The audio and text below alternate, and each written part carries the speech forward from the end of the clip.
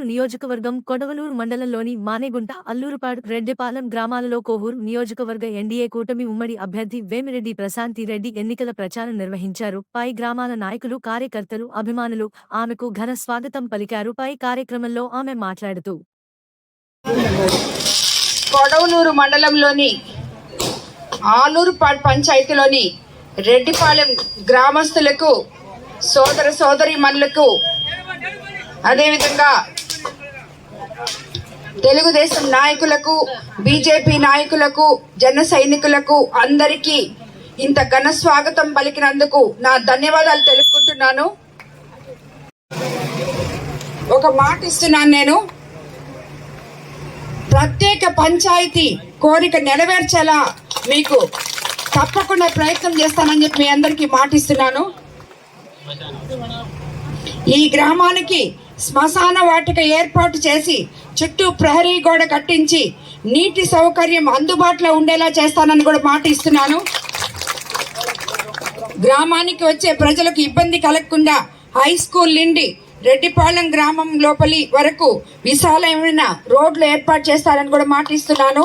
రెడ్డిపాలెం గ్రామం నుండి Modegunta link road, అలాగే చెర్లోపాలెం వరకు 2 లింక్ రోడ్లు కూడా ఏర్పాటు చేయిస్తానని మాట ఇస్తున్నాను. మీకు గ్రామానికి డ్రైనేజ్ సమస్య లేకుండా డ్రైనేజ్ కాలువలు ఏర్పాటు చేయించి ఎప్పటికప్పుడు శానిటైజేషన్ పనులు కూడా చేపిస్తానని మాట ఇస్తున్నాను.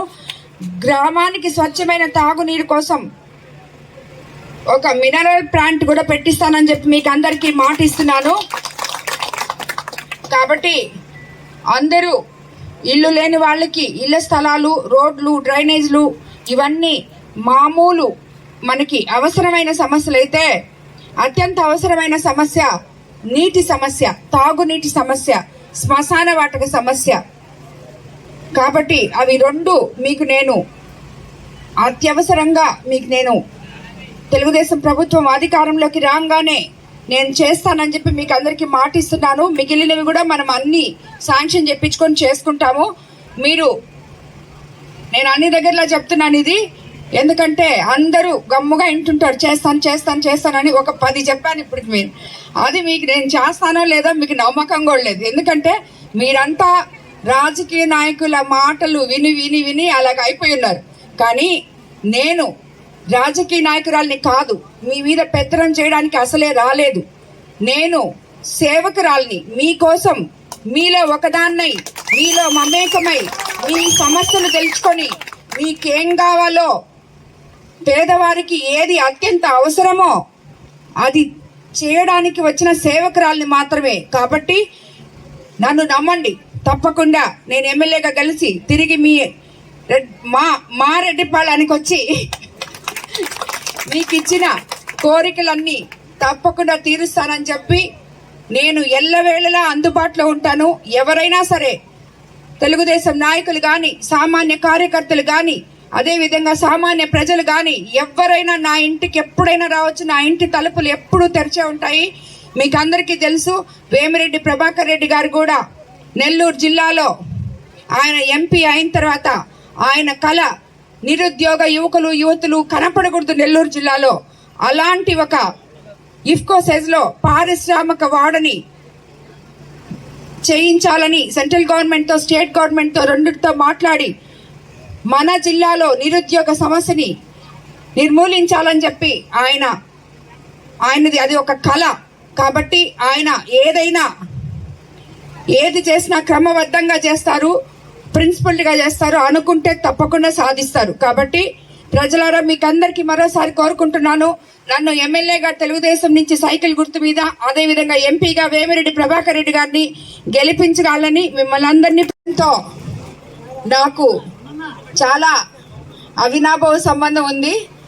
నేను చిన్నప్పుడు చాలాసార్లు వచ్చాను కూడా, ఎందుకంటే ఇది మా అమ్మమ్మ వాళ్ళ ఊరు. కాబట్టి ఇక్కడున్న చాలా మంది నాయకులు నాకు దగ్గర బంధువులు కూడా, వాళ్ళందరికీ నేను ఎమ్మెల్యే అయిన తర్వాత తప్పకుండా ఈ ఊర్లో ఏమేమి సమస్యలు ఉన్నాయో ప్రతి ఊర్లాగే అన్ని ఊర్లలో చెప్పాను, కానీ ఈ ఊర్లో ప్రత్యేకంగా మరీ చెప్తున్నాను. మొహమాటం లేకుండా బంధువు అని చెప్పి కాకుండా మీరు నా దగ్గరకు వచ్చి ఏమేమి సమస్యలు ఉన్నాయో అన్నీ చేయించుకోవచ్చు అని చెప్పి మీకు అందరికీ మాట ఇస్తున్నాను.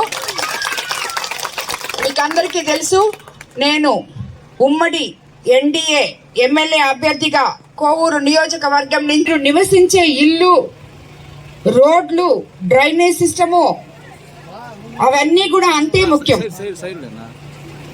కాబట్టి అవి రెండు మనకి తెలుగుదేశం ప్రభుత్వంలో అయితే సమపాలనలో మనకు వస్తాయి. అదేవిధంగా ఇక్కడ చాలా మంది అవ్వాతాతలు కూడా ఉన్నారు. మీకు అందరికీ ఇప్పుడు ఇచ్చే 3,000 పెన్షన్ 4,000 చేయబోతున్నారు చంద్రబాబు నాయుడు గారి ప్రభుత్వంలో. అదేవిధంగా రేపు జూన్ నెలలో 3,000 4,000 కలిపి 7,000 ప్రభుత్వం అధికారంలోకి రాగానే మీకు ఇస్తారు. అదేవిధంగా వికలాంగుల పెన్షన్ 6,000 ఇస్తారు. ఎస్సీ ఎస్టీ బీసీలకు 50 ఏళ్లకే పెన్షన్ ఇవ్వబోతున్నారు. మరి ఇవన్నీ ఇస్తూ యువకులకి 20 లక్షల జాబ్లు ఇవ్వబోతున్నారు.